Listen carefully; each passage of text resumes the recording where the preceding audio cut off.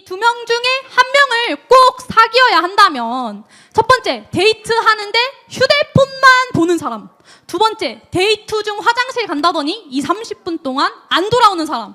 이 둘 중에 한 명과 사귀어야 된다면 여러분은 누구와 사귀실 건가요? 지금은 밸런스 게임이고 실제가 아니니까 두 명 중 한 명을 고를 수 있지만 제가 이 두 명 중 한 명을 고른다고 하면은 절대로 그 누구도 고르지 않을 거예요. 이건 인간에 대한 기본적인 예의가 없는 거잖아요. 이런 모습을 매 데이트 때마다 보면 나만 이 관계에 진심인가? 라는 의문이 생길 만도 하죠. 그런데 이 두 행동, 여러분 뭔가 좀 익숙하지 않으신가요? 이 두 행동?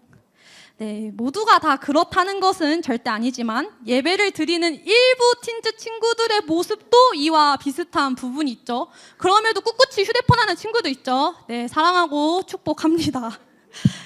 데이트가 연인이 만나는 시간이라면 예배는 하나님과 우리가 만나는 시간입니다. 우리가 예배를 통해 하나님과 만나는 것과 같이 이스라엘 백성은 이 제사를 통해서 하나님께 더욱더 다가갔어요. 이 히브리어에서 제사라는 단어는 가까이 오게 하다, 다가가게 하다라는 단어가 어원입니다. 즉 제사는 하나님께 가까이 가는 행위, 하나님께 다가가는 행위라고도 말할 수 있어요. 이스라엘 백성은 이 제사라는 방법을 통해서 하나님께로 나아갈 수 있었습니다. 오늘 본문인 민수기 28장과 29장 역시 하나님께 드리는 제사에 대해서 이야기하고 있어요. 당장 광야에서 드리는 제사가 아니라 가나안 땅 정착 이후에 드릴 제사에 대한 내용입니다. 이제 이스라엘 백성은 40년 동안의 광야 생활을 드디어 끝마치고 가나안 땅 입성을 눈앞에 두고 있습니다. 하나님께서는 그런 이스라엘 백성에게 가나안 땅 정착 이후에 드려야 하는 제사에 대해 말씀하신 것이죠. 즉 가나안 땅 정착 이후에서도 하나님께서는 이스라엘 백성과 함께 하실 것을 제사를 통해 드러내신 것입니다. 이스라엘 백성이 광야 생활을 어떻게 했는지 다시 한번 돌아보면 이스라엘 백성은 가나안 땅 정착 이후 하나님과 함께 할 만한 자격이 없는 민족으로 보입니다. 정말로 툭하면 하나님 저희 물 없어요. 애굽으로 돌아갈게요. 애굽에 있었을 땐 그래도 고기 먹었는데 라는 말을 수시로 했던 민족이 바로 이 이스라엘 민족이란 말이에요. 그럼에도 불구하고 하나님께서는 이런 이스라엘 민족을 내버려 두시지 않으시고 가나안 땅 정착 이후에도 함께 하실 것을 제사를 통해 드러내고 말씀하고 계신 것이죠. 민수기 28장과 29장을 보면 많은 제사를 반복적으로 드려라 라고 말씀하신 것을 살펴볼 수 있습니다. 제가 한번 그 제사의 목록을 빠르게 읊어드릴게요. 하루에 2번 드려야 되는 상번제부터 안식일 번제, 매월 첫날 드리는 초하루 제물, 출애굽일 기억하면서 드리는 유월절 제사, 첫 열매를 감사하며 드리는 칠칠절 제사, 새해의 시작을 알리는 나팔절 제사, 회개를 드리며 드리는 속죄일 제사, 7일간 드리는 장막절 제사 등 대한민국의 종갓집 제사를 방불케 하는 게 바로 이 이스라엘 백성의 제사였단 말이에요. 그럼 여기서 한 가지 주목해야 될 점이 생깁니다. 하나님께서는 왜 이렇게 많은 제사를 반복적으로 굳이 드리라고 말씀하신 걸까요? 어쩌면 광야는 하나님을 믿기에 좋은 장소였을지도 몰라요. 광야는 분명히 척박하고 사람이 살기 어려운 땅이지만 하나님께서는 이런 불편한 생활 가운데서도 이스라엘 백성이 살아갈 수 있도록 함께 은혜를 베풀어 주셨습니다. 매일 내리는 만나와 메추라기를 통해서 그리고 구름 기둥과 불 기둥을 통해 이스라엘 백성은 그 어려운 광야 땅에서도 하나님의 은혜를 직접적으로 목격하면서 살아갈 수 있었어요. 그런데 이제 이스라엘 백성이 들어가야 할 가나안 땅은 사뭇 다른 환경입니다. 가나안 땅은 이방 종교가 가득하고 타문화가 가득한 땅이었어요. 신명기 12장에서 하나님께서는 이스라엘 백성에게 이렇게 이야기하십니다. 내가 그 땅을 차지하여 거기에 거주하게 하실 때에 이 민족들은 그 신들을 어떻게 섬겼는고 나도 그와 같이 하겠다 하지 말라. 심지어 자신들의 자녀를 불살라 그들의 신에게 드렸느니라 라고 말입니다. 가나안 땅의 민족은 이상 숭배를 넘어서 사람을 제사로 드리는 인신공양까지 하고 있었어요. 하나님께서는 이스라엘 백성에게 가나안 땅에 들어가서 그들을 섬기지 말고 그들의 신을 섬기지 말라라고 경고하고 계십니다. 그리고 오늘 본문에서 이스라엘 백성은 하나님의 은혜를 시시각각 목격했던 광야를 지나 이제 타문화와 종교가 난무하는 가나안 땅으로 들어가야 하는 상황이었습니다. 관계가 멀어지지 않으려면 가장 확실한 방법은 자주 만나는 거잖아요. 하나님께서도 이스라엘 백성에게 만남의 시간을 제사를 통해 말씀하셨습니다. 이스라엘 백성은 가나안 땅 정착 이후 다른 이방신에게 눈 돌릴 틈도 없이 이제 하나님께 제사를 드려야 합니다. 이스라엘 백성이 가나안 땅 정착 이후 하나님께서 말씀하신 제사를 다 드리기 위해서는 하루에 2번, 일주일에 1번, 한 달에 1번, 절기에 정해진 절기마다 제사를 드리게 됩니다.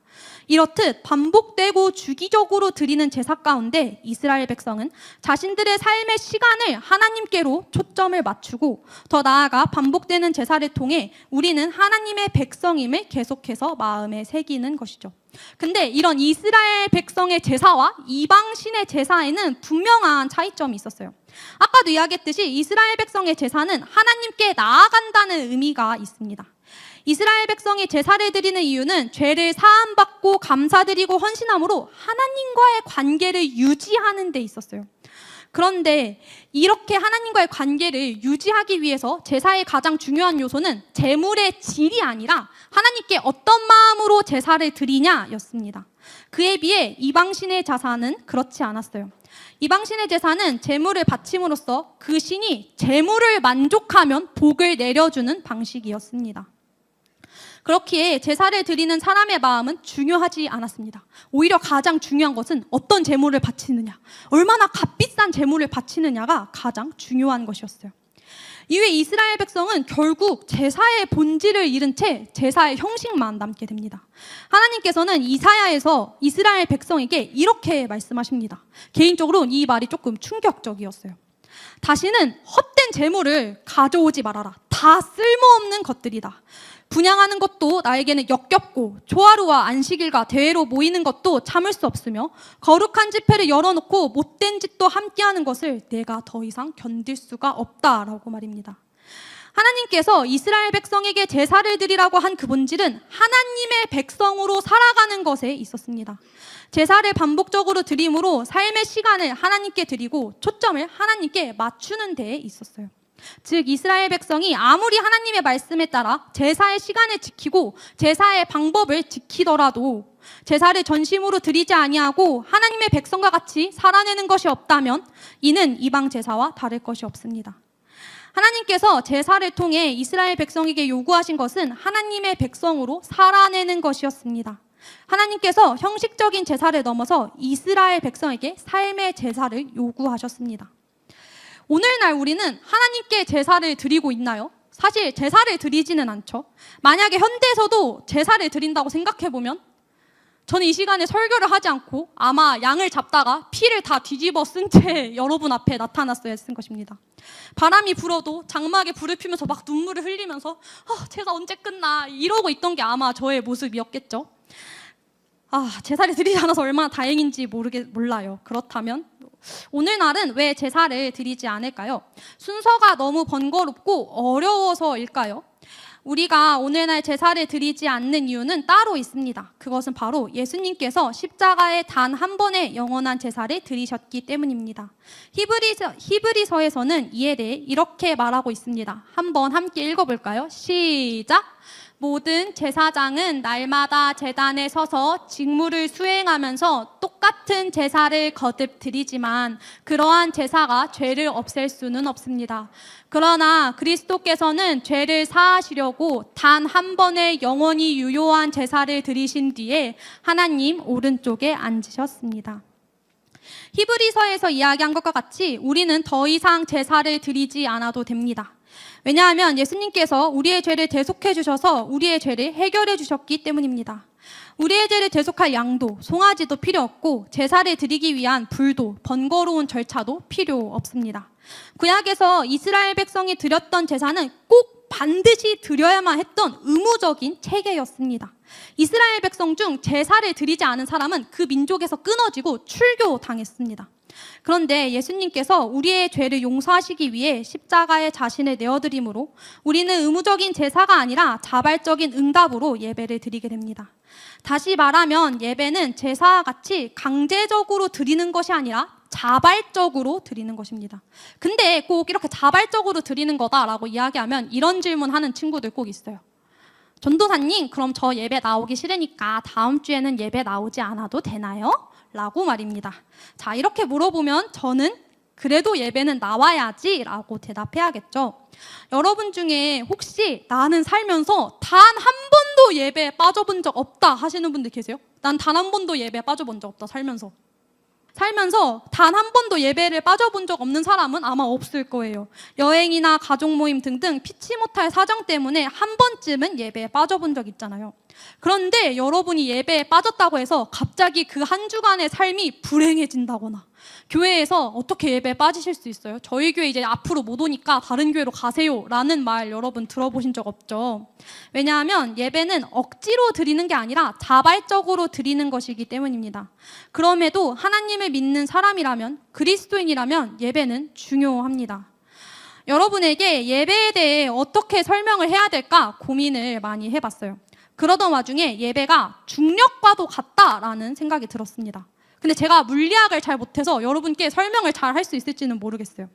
중력은 지구와 물체가 끌어당기는 힘이죠. 우리가 지구에 발 붙이고 살 수 있는 이유도 다 이 중력 때문입니다. 그런데 예배도 동일한 부분이 있어요. 예배는 우리를 하나님께로 이끄는 힘이기 때문입니다.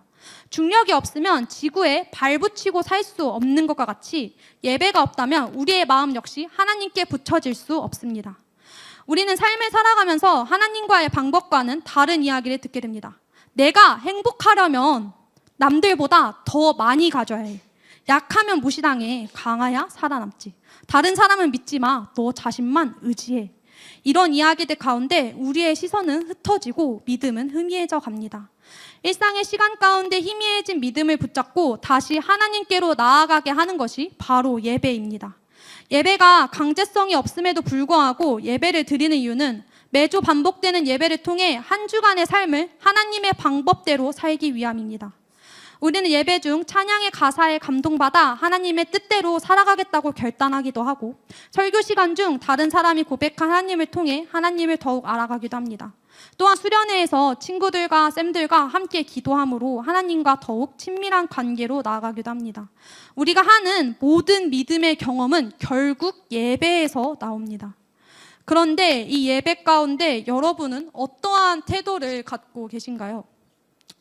믿음을 가지고 그리스도인으로서 살아가겠다고 결단한 여러분들은 예배가 무엇이라고 생각하십니까? 찬양팀의 세션이나 보컬이 완벽하지 않아서, 미디어팀의 자막 송출이 매끄럽지 않아서, 설교가 길어서 짧아서, 예배가 재미있어서 재미없어서 등 예배를 평가하는 평가자의 자리에 서 계시지는 않습니까? 하나님께서는 여러분들을 예배의 자리 가운데서 찾고 계신데 혹시 우리는 아직도 마음이 닫힌 채 휴대폰만 보며 앉아 계시지는 않습니까? 하나님께서는 형식만 남은 이스라엘 백성의 제사를 받으시지 않았습니다. 우리의 예배 역시 형식만 남는다면 하나님께 드려지는 예배가 아닙니다. 사랑하는 틴즈누리 친구들 그리고 쌤들, 이제 말씀을 마무리하고자 합니다. 아직 하나님을 만나지 못한 친구들에게는, 하나님을 믿지 못하는 친구들에게는 아마 이 예배의 시간이 조금 어렵고 고통의 시간일 거예요. 충분히 이해합니다. 저도 그랬어요. 그런데 하나님께서는 구하고 찾고 두드리는 사람에게 그 믿음을 열어주신다라고 말씀하셨습니다. 예배 가운데 하나님을 찾으시길 바랍니다. 그러면 하나님께서 여러분을 필히 만나 주십니다. 왜냐하면 하나님께서는 늘 여러분을 찾기 때문입니다. 우리가 왜 예배를 드린다고 제가 말씀드렸죠? 우리는 하나님의 사랑에 대한 반응으로 예배를 드리는 겁니다. 하나님에 대한 사랑의 표현으로 마땅히 하나님께 함께 예배 드립시다. 우리의 예배가 하나님을 구하고 찾고 두드리는 예배가 되기를 원합니다. 그리고 이 예배 가운데 하나님과 살아가겠다고 결단하는 예배가 되기를 간절히 소망합니다.